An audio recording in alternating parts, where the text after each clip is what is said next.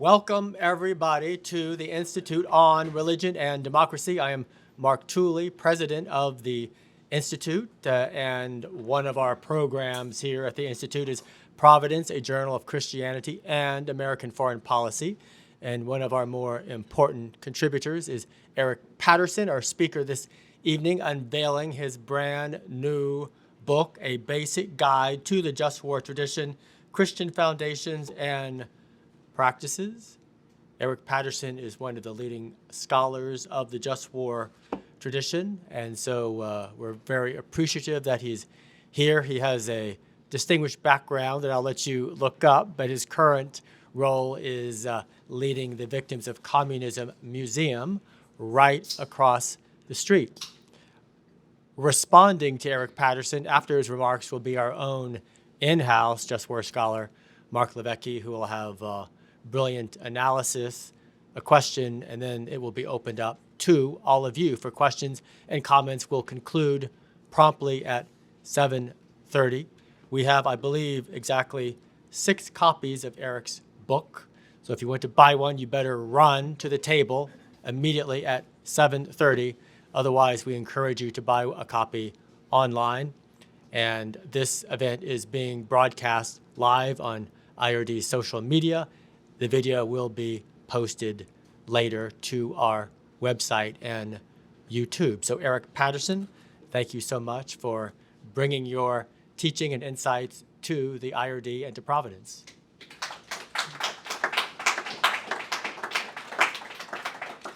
Well, it's a pleasure to be here with you tonight. Thank you, Mark, and thank you, Mark Levecki, for participating.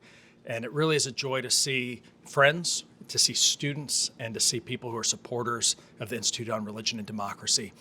And I'm grateful for the past decade of the work of Providence, the Journal of Christianity and American Foreign Policy, sponsored by IRD, because it really is the leading voice for a Christian realist approach to thinking about the world. And by Christian realism, we mean an authentic, theologically rich approach to thinking about human nature and society, the Bible and its application to life, and at the same time, that same realism in an Augustinian sense, thinking about the prudential and pragmatic realities of law, politics, and society in our time. So I'm delighted, Mark, for this opportunity to talk about a basic guide to the just war tradition. And let me say simply that I'm going to make 3 points over the next 16, 17 minutes or so. One is I'm going to just say a brief word about one of the book's contributions, which is to try to provide some of the theological presuppositions of the just war tradition. And the second is I'll go through quickly some of the basic just war principles. And then third is another contribution of the book in terms of what Gene Elshtain calls making right distinctions. In other words, we're going to start with theology and we're going to end with pedagogy about making right distinctions, and in particular how to talk to students and to non-practitioner audiences about these issues. So the just war tradition that many of you have heard about before really focuses narrowly on 3 questions. But those questions are rooted in a much broader set of presuppositions. So the first question, when is it moral to use force? What are the ethics of employing force? Second, once that decision's been made, what is the morality of using force? In other words, on the battlefield, what are the ethics of what happens on the battlefield? And then over time, a number of us have explicated more and more about the end of peace. In other words, what are the ethics of late and post-conflict? And that framework is the take-home framework for thinking about issues of war and peace, whether it's in Ukraine or in Congo or Afghanistan or elsewhere.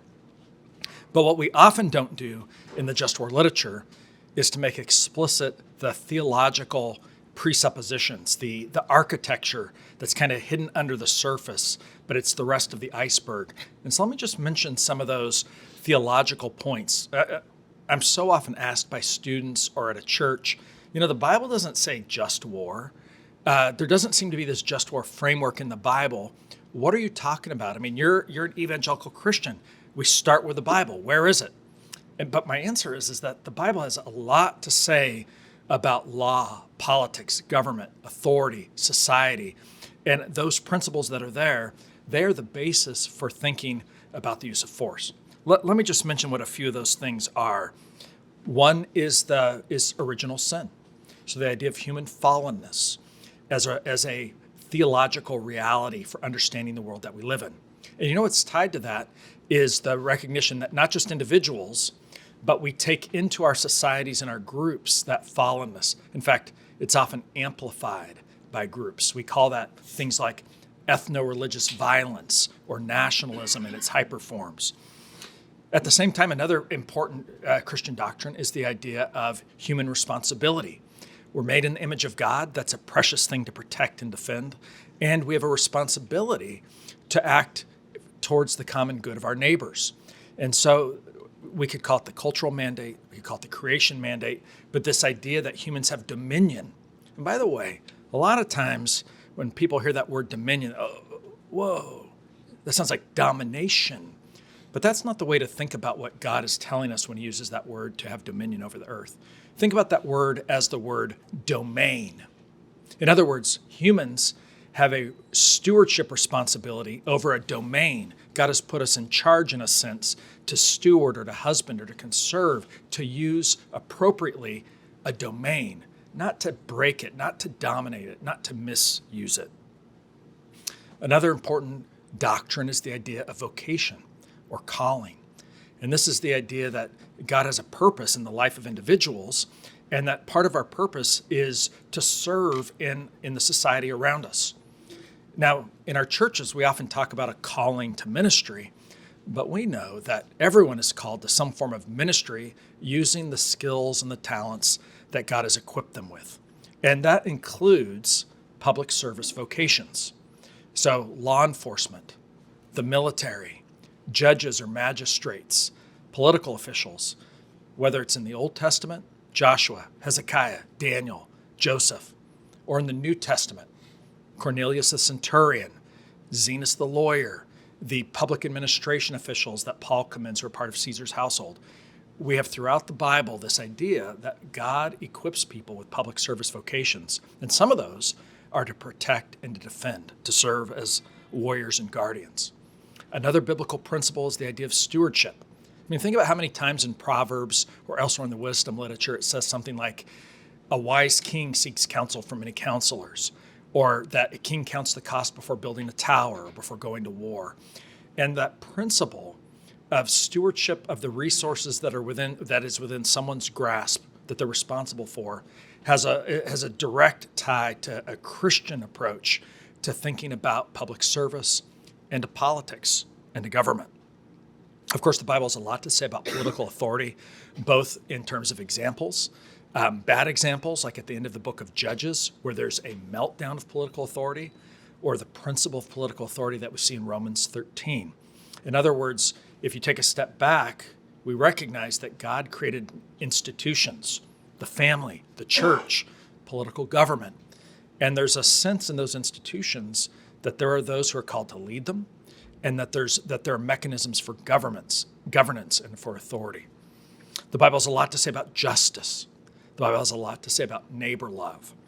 And think about it for a moment, not just you as a private citizen, but if you have a public service vocation, what does neighbor love look like? If you're the president, if you're prime minister, if you're a law enforcement official, if you're a judge, if you're a congressman, what does neighbor love look like?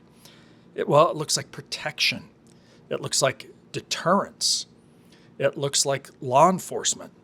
It looks like common good approaches to political life. And so all of these things and more are, in essence, the architecture on which these three questions, the morality of making the choice to use force, how force is used, and how force is used towards an end of peace, these things, they all rest on these deeper presuppositions. Well, just as a review, let me just take you quickly through the criteria that answer those three questions. So first, what we call jus ad bellum, or the moral decision to use force, really starts with three principles. Legitimate public authorities, in other words, government or proper authority, may choose to use force in cases where there's a just cause with right intention. What does a just cause mean? Well, Augustine said that just causes were things like punishing wrongdoers, preventing further wrong, and righting past wrongs. In other words, the kinds of things that we would say, well, that's security or that's justice. Those are just causes.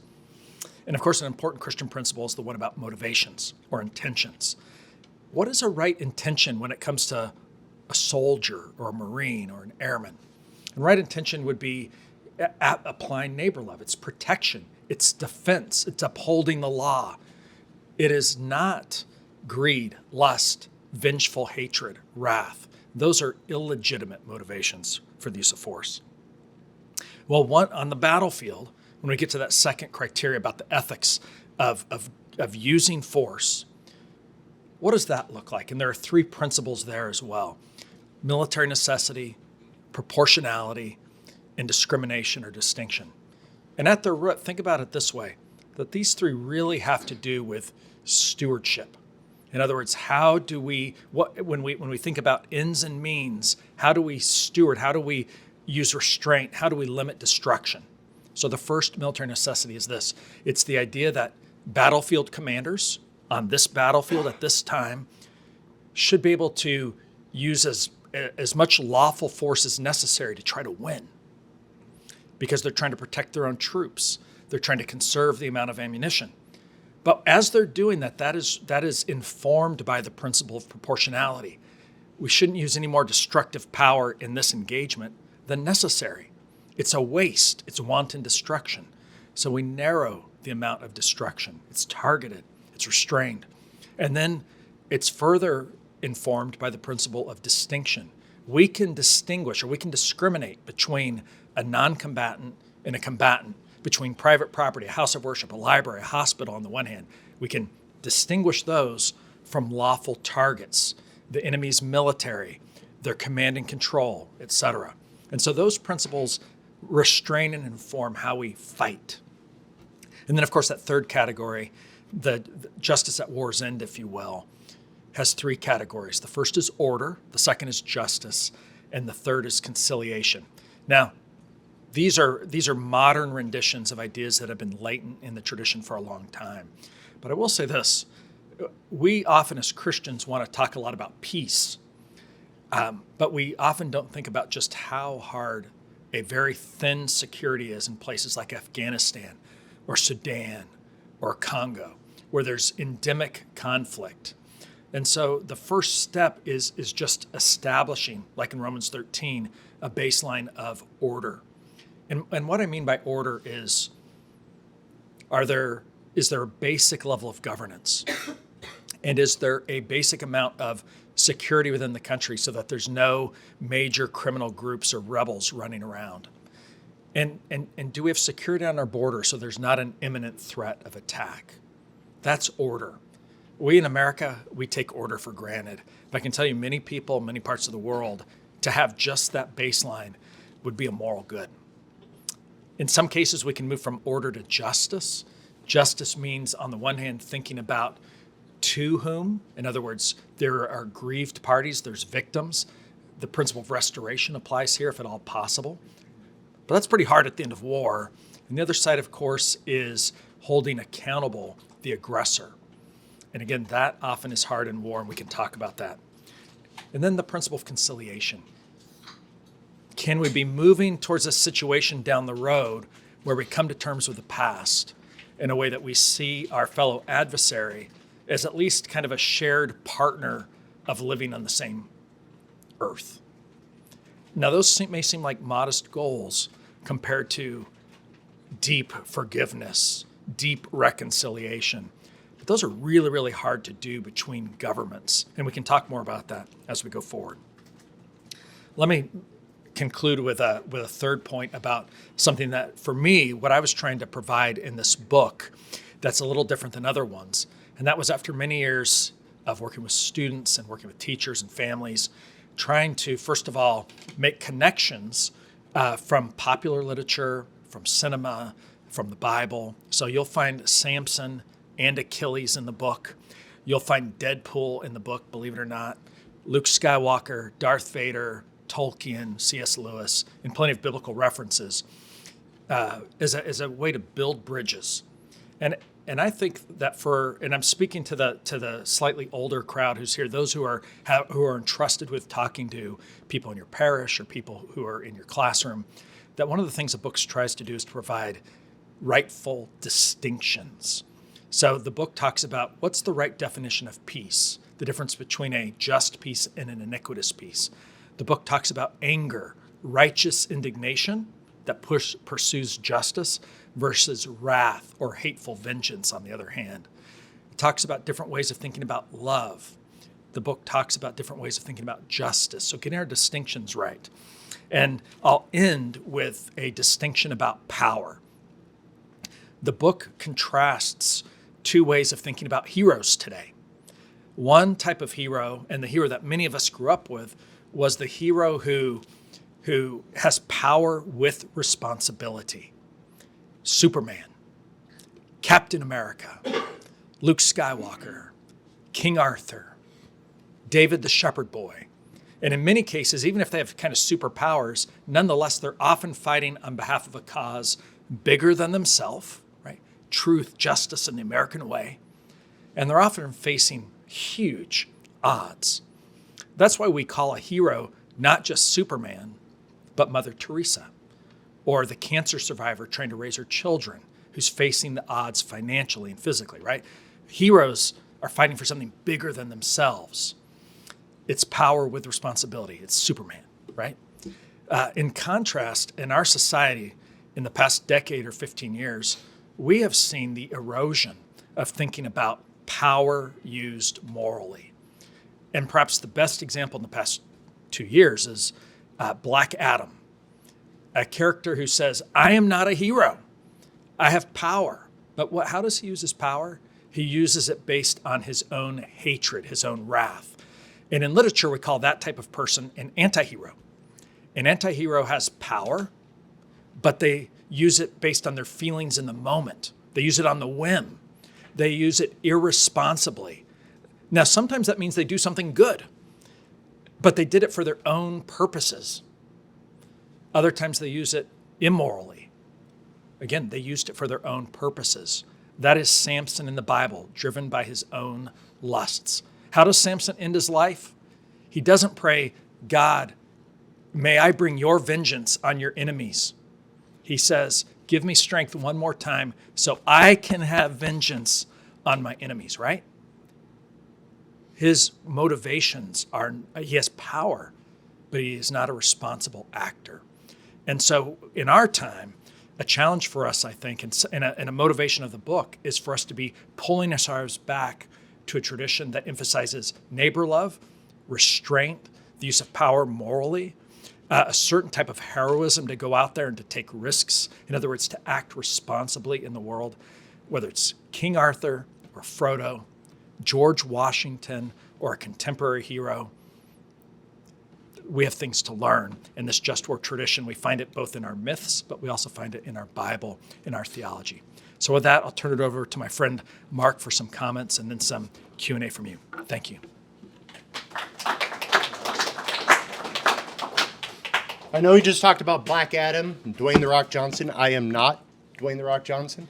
I know I might look like him in the head and in the shoulders a little bit, but I am not he. All right, thank you, Eric, very much. I want to talk very briefly, and I'm going to focus on why this book, I think, is essential and why it's necessary. All right, and the good that it does for the Christian community, both as made up of individuals, but then the community as a whole. So the first thing I want to say is books like this would have helped me as a young Christian justify my existence. All right, I was born Sicilian and Irish. I had no choice in the matter. But it took a hold of me, which meant that the capacity for pacifism was really not in the bloodstream. I sometimes joke that the only way you would find a pacifist bone in my body is if I ate Stanley Hauerwas. Right? That would be it. So I'm a young Christian, or I'm not a young Christian, I'm a young person, 4 years old. I'm living in Detroit, Michigan. I go down the stairs in my house, and my dad is watching television. I am older, I guess, than color TV. So I don't know if it was a black and white television or if it was a black and white film. But on the screen, black and white, was a scary-looking guy. Thick hair, matted beard, he's in chains, and he's doing some sort of back-breaking labor. And I realize now, because I know the story, he's doing galley work, right? He's in a slave ship working the oars. And the man was terrifying. So I asked my father, I said, why is that man in chains? My dad says, well, he's a thief. They caught him. So, 4 years old, my universe still makes sense. You do wrong, you get caught, you get punished. Perfectly clear. So just to make sure that I had sussed it out correctly, I looked at my dad and I said, he's a bad man. And my dad kind of looks at me, and I think in retrospect, he was sizing me up, wondering if I was ready to hear what he was going to tell me. And he says, well, Mark, it's a little bit more complicated than that. You see, the man was hungry, and his family was starving, and he tried to find work, but they wouldn't give it to him. And so at one point, the only thing standing between his family's hunger and a pile of bread was a bakery store window, which he broke, took the bread, and ran. They caught him. They put him in jail. So, 4 years old, I have the first great intellectual response of my life. I burst into tears, and I go running from the basement, up the stairs, down the hallway, under my bed, snot cascading forth, right? Which I think is an appropriate response when your innocence is lost. In retrospect, people have told me that I had what could be called the naive experience of evil. And in American English, naive is a pejorative, right? It's something bad. But in the original French rendering, and Jennifer can correct me if I'm wrong, so now I'm on the spot, I am told in the original French rendering, naive means something that's untutored or untaught. Like you don't need to be told this. You just know it. You pick it up, right? So the naive, the untaught experience of evil is sort of like the moral equivalent of shuddering at sudden cold, right? You can't help it. You feel the cold, you shudder. You experience evil, you can't help it, you shudder, right? You know that something that ought not to be is evil. You know that you have a preference for the way things ought to be, right? Goodness. And then hard on the heels of both of those feelings, you have a desire for remedy. You want somebody to fix this. Right? At 4 years old, I didn't know who that could be. I knew it was going to be my dad, not in any real, genuinely comprehensive sense. Nothing against my father. I just sensed that there were going to be limits to this. All right? So I still managed to have a fairly happy childhood, but you fast forward to college. I'm becoming a Christian. I really don't want to be a Christian, right? So I start to study the Holocaust. I don't know why, right? But now I've got into second great encounter with overwhelming evil, and I have no categories to hate it. All right. Fast forward a little bit more, that's sticking with me, but in order to avoid Christianity, I go overseas. I'm living in Slovakia. Wasn't a Christian, hadn't read the Bible, didn't know about Jonah, didn't know you couldn't go overseas and avoid God. I wind up in southern Poland at the Auschwitz-Birkenau former Nazi concentration camp. And I'm there during the 50th anniversary of its liberation. And at the end of the formal ceremonies, they begin to read the names of all the dead from just that one camp. All right, and they had committed to reading all the names until they exhausted the list. So my buddy and I, we start to tour the camp. We're there for several hours. The names are going on, one after another, name after name after name. We finally leave the camp. We're walking down the dreaded tracks, going back toward a pub in Oswiecim, and we could still hear the names receding in the distance. So now we're a couple pints into our evening at the pub, and we decide, how long is that reading of names going to last? So we did a little bit of math. I got 14% on the math GRE, but I've double-checked the math. The math is correct. We took out a napkin. We wrote out 1.2 million, which is a lowball estimate of how many people died at just that one camp. And then we estimated it probably took a second to read each individual name. So how long would it take to read 1.2 million names at the rate of one a second? Well, we worked out that it would take 13.8 days to read all those names, okay? So almost a fortnight of names.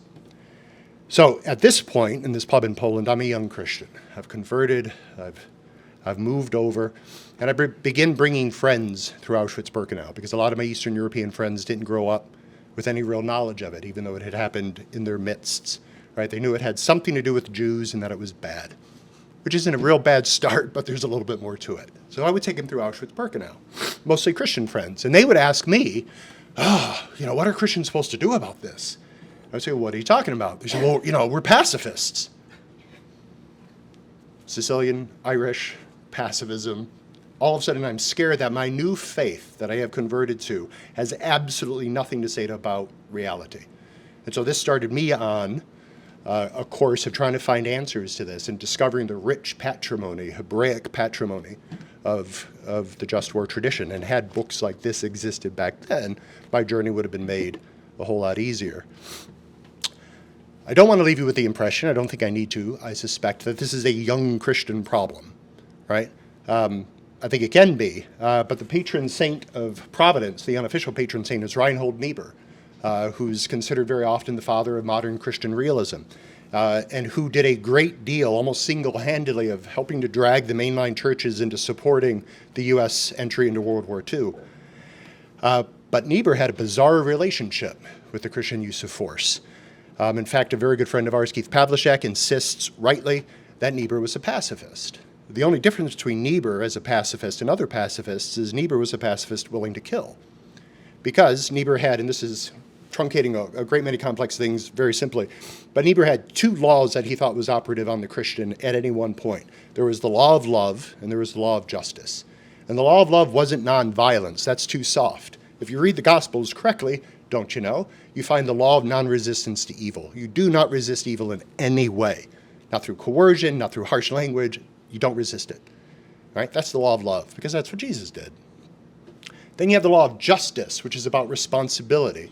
It's Niebuhr recognizing that we have this dominion, and part of what it means to be made in the image of God is to exercise providential care over all creation, right? Which is the giveaway to the name of the magazine. But these laws conflict, obviously. And in this world, because of the conditions of the world and the fall, if we pursue the law of love, we're not going to get much love, because the world won't let us. And we won't get any justice because we're busy pursuing love, and these things are not coterminous for Niebuhr. But if we pursue the law of justice, and we do things like just fighting, then we could season it with love, right? So we'll get a little bit of justice, and we'll get a little bit of love, and these approximations are the best we can do. And so in one sense, great, Niebuhr will take us to war. That's wonderful. But it turns out that peacemaking, through things like just war, moral thinking, comes with a cost. And one of those costs we now know is things like moral injury. And after 20 years of the global war on terror, the signature wound, I think, is moral injury. Moral injury, in a nutshell, is the sort of psychic trauma that comes from doing or allowing to be done something that goes against a deeply held moral norm. Right? All right, so you've got Niebuhr, the law of love, justice. They don't cohere. You could do justice, but you're going to compromise on love. And so by doing justice, Niebuhr insisted, you are dirtying your hands, right? You are morally staining your soul. A direct quote from Niebuhr is you cannot move through history with responsibility without sin, without incurring moral guilt. Now, if moral injury is doing or allowing to be done something that goes against a deeply held moral norm, and to pursue justice is sinful, then Niebuhr has made the very business of even just war fighting morally injurious. Okay, so what? Well, it turns out that the number one predictor for moral injury is having killed in combat, right? Which is morally injurious. The number one predictor for combat veteran suicide is moral injury, right? So you can draw a bright line from killing in combat, doing the very business of war, and soldiers dying at their own hands, potentially years after combat has ended. Right, so this is something of a crisis. And if Niebuhr had a better understanding of his own patrimony, maybe he wouldn't be trafficking in quite so much nonsense. Right, so the Christian church, I think, needs books like this because we have forgotten, we've abandoned our own patrimony. I think it's essential. The global war on terror may or may not be over, but we're quite likely heading into something far bigger, which is going to be far more encompassing. The responsibility for kinetic effects are going to be more distributed across military communities than they have been over the last 20 years. And I think many of those military communities are not prepared for the rigors of killing. All right? If you ask any military chaplain, we have one in the room, you can ask him, whether or not their home churches are places ready to receive veterans home after they've returned from combat, ready to hear their stories and help nurse them back into civilian life, they will say no, right? Because the church has abandoned its patrimony. I am very grateful that I go to what could be called a just war church, where the pastor takes seriously these kinds of human responsibilities and recognize how they are manifestations and not contradictions to Christian love, all right? So that's all I'm going to say. This book is essential. I'm incredibly grateful that it's been written. I wish it was thicker because we probably need more than what's in here, but that's all for now.